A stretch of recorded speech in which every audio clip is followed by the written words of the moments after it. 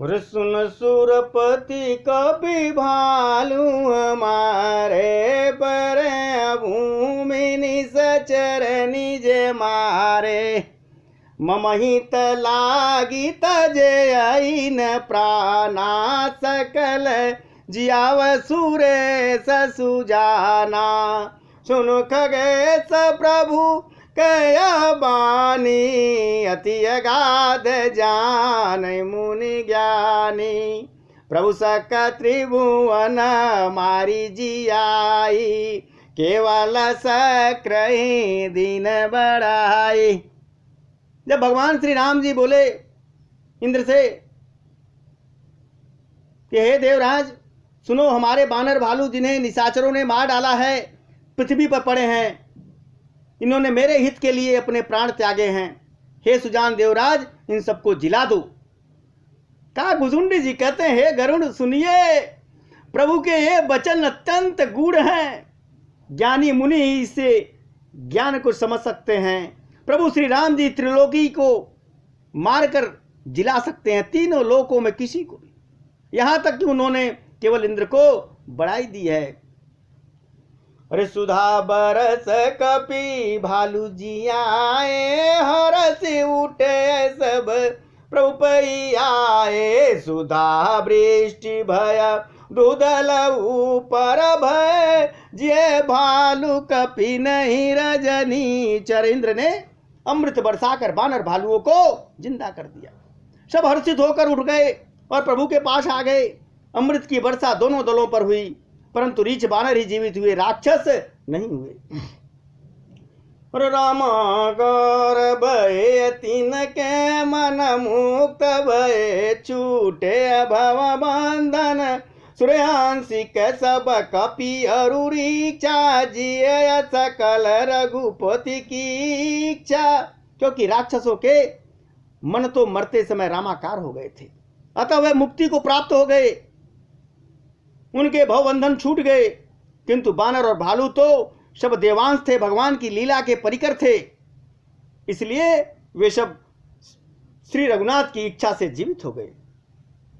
और राम सरिस को दिन हितकारी यकीन मुकुत निशाचर झारी खला मल धाम कामरत रावण गति पाई जो मुनिवर पावन। श्री राम जी ने इनके समान दीनों का हित करने वाला कोई नहीं है, जिन्होंने सारे राक्षसों को मुक्त कर दिया। दुष्ट पापों के घर और कामी रावण ने भी वह गति पाई जिसे बड़े बड़े श्रेष्ठ मुनियों को नहीं मिलती है।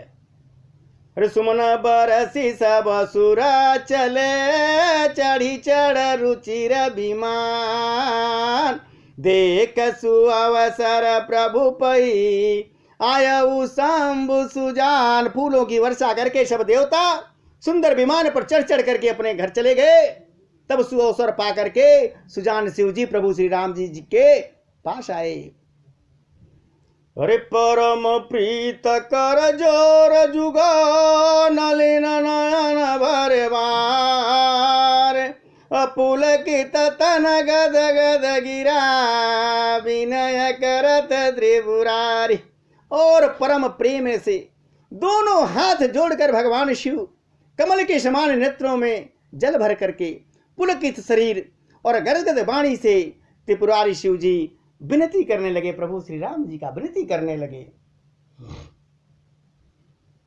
माम वीर चय रघुकुल नायक घृत बर चाप रुचिर कर सायक मोह महागन पटल प्रभांजन संशय विपिन अनल सुर रंजन अगुण सगुण गुण मंदिर सुंदर ब्रह्मतम प्रबल प्रताप दिवाकर काम क्रोध मद गज पंचानन बसहु निरंतर जन मन कानन विषय मनोरथ पुंज कंज बन प्रबल तुषार उदार पार मन भवारिध मंदर परमंदर बारय तारय संश्रित दुस्तर।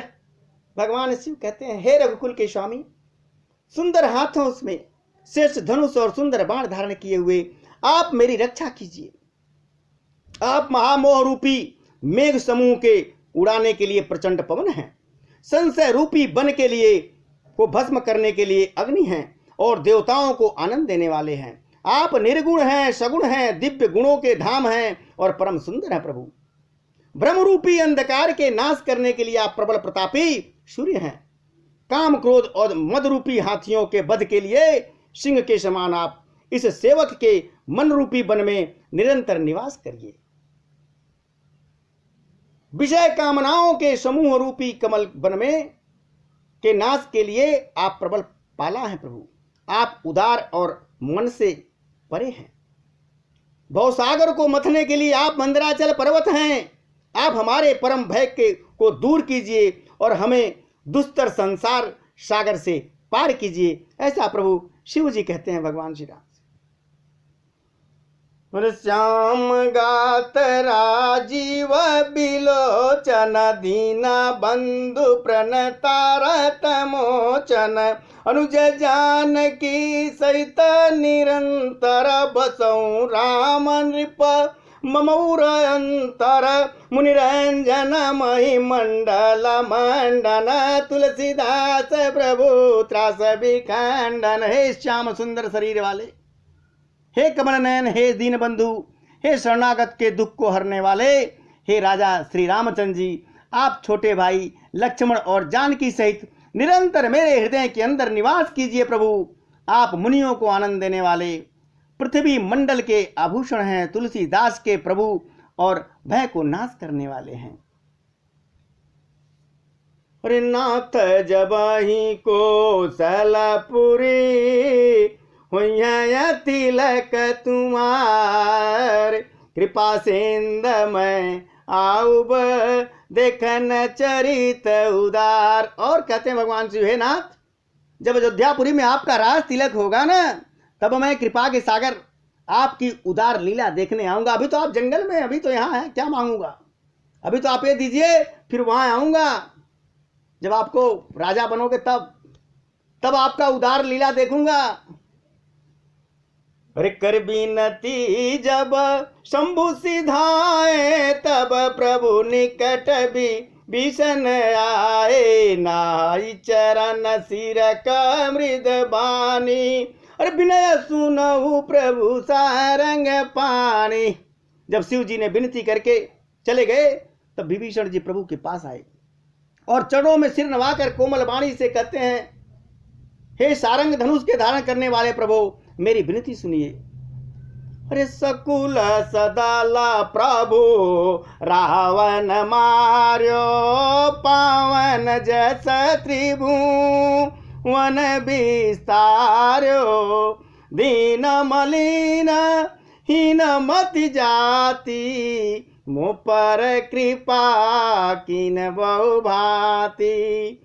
अब जन गृह पुनीत प्रभु की जय मज्जन करिय समर श्रम जय। आपने कुल और सेनापति रावण का वध किया, त्रिभुवन में आपने अपना पवित्र यश फैलाया और मुझ दीन पापी बुद्धहीन और जातहीन पर बहुत प्रकार से आपने कृपा की। प्रभु, अब हे प्रभु, इस दास के घर को पवित्र कीजिए और वहां चल करके स्नान कीजिए, जिससे आपकी युद्ध की थकावट दूर हो जाएगी। प्रभु, देखी कोस मंदिर संपदा देव कृपालक पिन कौमुदासम विधिनाथ मोहि अपनाई अपुन मोहि सहित अवधपुर जाए सुनत वचन मृदु दीन दयाला सजल भय दौन विशाला। कहते हैं विभीषण, हे कृपाल, खजाना महल और संपत्ति का निरीक्षण करके प्रसन्नता पूर्वक वानरों को दे दीजिए। प्रभु, हे नाथ, मुझे सब प्रकार से अपना लीजिए और फिर हे प्रभु, मुझे साथ लेकर के अयोध्या को पधारिएगा। विभीषण के कोमल वचन सुनते ही दीन बंधु दीनानाथ प्रभु श्री राम जी ने दोनों विशाल नेत्रों में प्रेम के जल भराए। भगवान कहते हैं,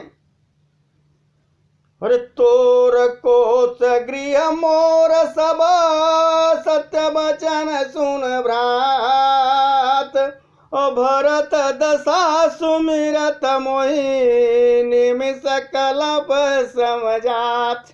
भगवान ने कहा, श्री राम जी ने कि हे भाई विभीषण सुनो, तुम्हारा खजाना और घर सब मेरा ही है, यह बात सच्ची है तुम्हारी, पर भरत की दशा याद करके मुझे एक एक पल कल्प के समान बीत रहा है। क्यों? तापस बेसगात कृत जपत निरंतर मोय, और देखूं बेग सो जतन करूं सखा निहारूं तो।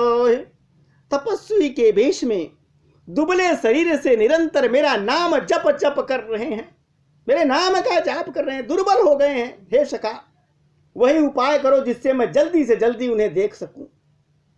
मैं तुमसे अनुरोध करता हूं। भगवान कहते हैं विभीषण से,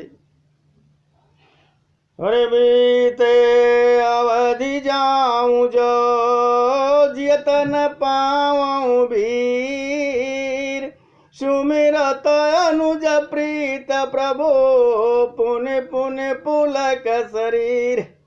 यदि अवधि बीत जाने पर जाता हूं तो भाई को जीता नहीं पाऊंगा।